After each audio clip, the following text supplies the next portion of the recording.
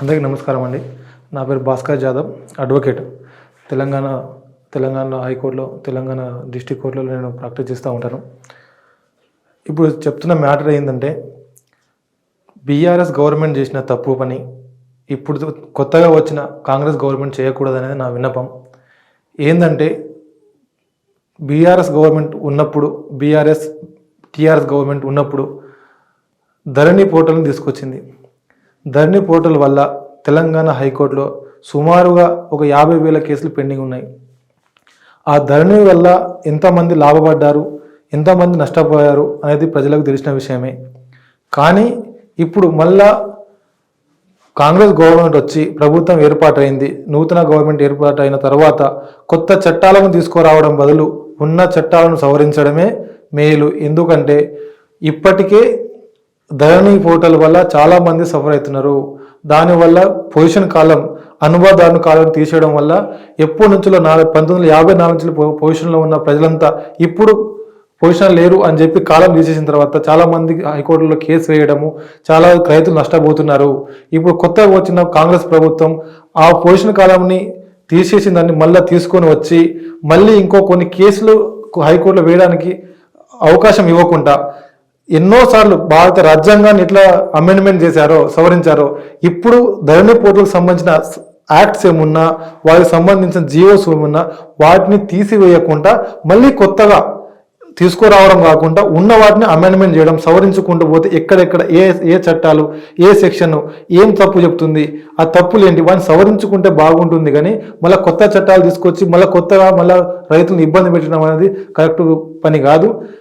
ఇప్పుడు ఉన్న గవర్నమెంట్ కొత్తగా వస్తుంది, మంచి ఆలోచనలతో వస్తున్నారు. ఆ ఆలోచనలు ఇంప్లిమెంట్ చేసే విధానం కూడా బాగుండాలి. రైతులకు ఎలాంటి ఇబ్బంది కలగకూడదు.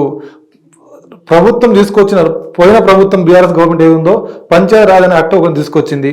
ఆ యాక్ట్లో కూడా మంచిగా క్లియర్గా ఒకటే చెప్పారు, తడి చెరువు, పొడి చెరువు. ప్రతి గ్రామంలో ఒక చెరువు ఉంటుంది. ఆ చెరువుకి సంబంధించిన భూములు ఉంటాయి. ఒక చెరువు వానాకాలంకి వచ్చేసరికి 50 ఎకరాలు ఉన్నది, 30 ఎకరాలు ఉన్నది, 40 ఎకరాలు ఉన్నది, 10 ఎకరాలు ఉన్న చెరువులు వానాకాలంకి పూర్తిగా నిండిపోతుంది. కానీ అదే చెరువు ఎండాకాలంకి వచ్చేసరికి కొంత తడి చెరువు, కొంత పొడి చెరువు ఉంటుంది.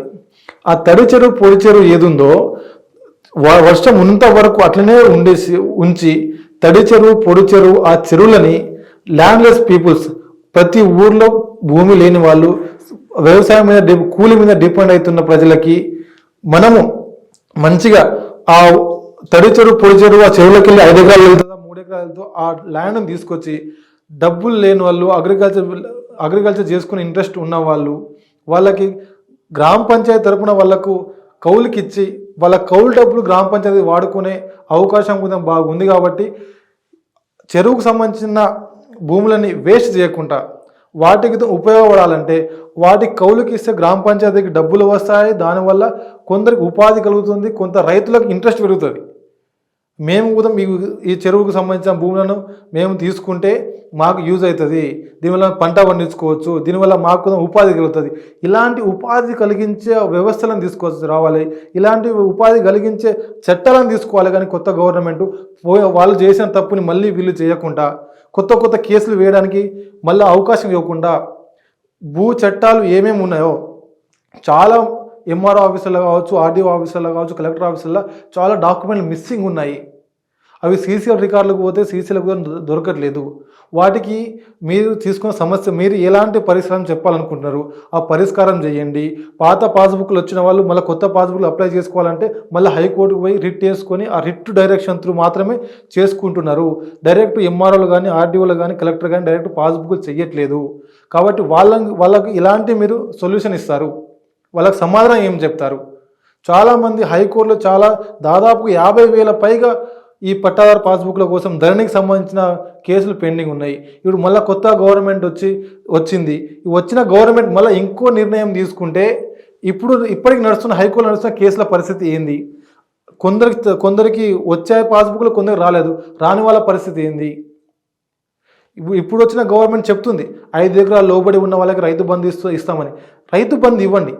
రైతు బంధుతో పాటు రైతు బీమా ఇస్తే 2 ఎకరాల లోపు, 5 ఎకరాల లోపు ఉన్న రైతులకు మీరు మంచి చేసినట్టు ఉంటుంది. అంతేగాని మీరు కౌలుకు తీసుకున్న రైతులు అటు కౌలు డబ్బులు కడుతున్నాడు, కౌలుకు ఇచ్చిన వాళ్ళు రైతు బంధు తీసుకుంటున్నాడు. ఈ ప్రజలకి వర్షం వస్తే పంట పండట్లేదు. దీనివల్ల కౌలు తీసుకున్న రైతు నష్టపోతున్నాడు. కౌలు రైతు నష్టపోకూడదంటే మీరు వాళ్ళకి కావాల్సిన పరికరాలు ఏమున్నాయో, మందులు ఏమున్నాయో, వాళ్ళకి కావాల్సిన ప్రకృతికి వాళ్ళకి ఎట్లా సపోర్ట్ చేస్తుందో అలాంటి వాటికి రైతులను ఆదుకోవాలి తప్పించి ఈ రైతు బంధు ఇవ్వడం వల్ల రైతులకు పొట్ట మీద కొట్టి భూస్వాములకు మాత్రమే డబ్బులు ఇస్తున్నట్టుంది. కాబట్టి ఈ రైతు బంధు అనేది రైతులకు చెందాలి, భూస్వాములకు కాదు. భూస్వాములు అనేటి వాళ్ళు భూమి కౌలుకి ఇచ్చుకొని పట్టణాలకు వెళ్ళిపోతున్నారు. పట్టణాలకు ఉండి రైతు బంధు తీసుకుంటున్నారు, రైతు బీమా తీసుకుంటున్నారు, దాంతోపాటు కౌలు డబ్బులు తీసుకుంటున్నారు. ఇక కౌలు తీసుకొని సేద్యం చేసుకున్న రైతులు మాత్రం కాలానికి వర్షాలు పడక, పంటలు సరిగా చేతికి రాక వాళ్ళు నష్టపోతున్నారు.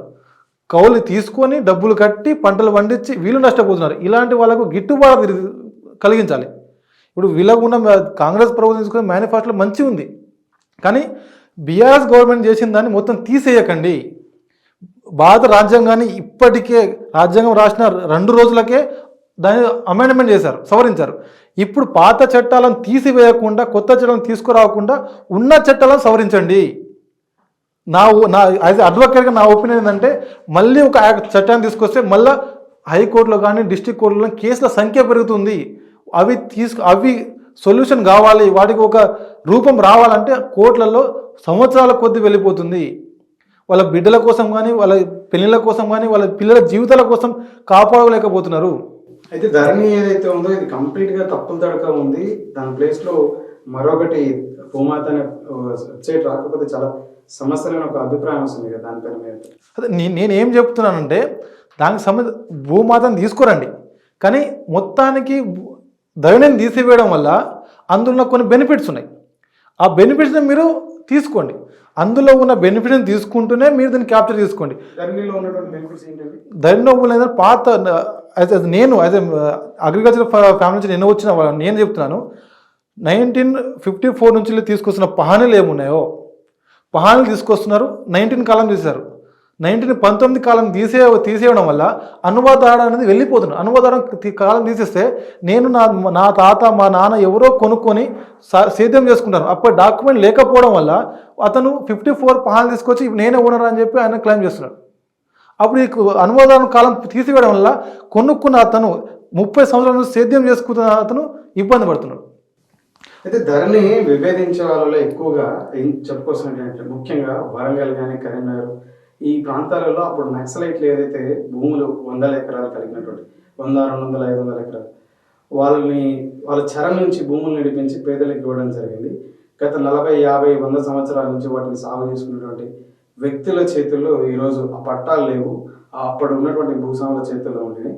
ఈ రోజు ఈ ధరణి రావడం కారణం చేత వాళ్ళు 50 సంవత్సరాల నుంచి ఆ భూమి మీద 100 సంవత్సరాల నుంచి ఎటువంటి సేద్యం చెప్పిన ఇతర పనులు చేయకపోయినా మళ్ళీ వాళ్ళకే చెందుతుంది.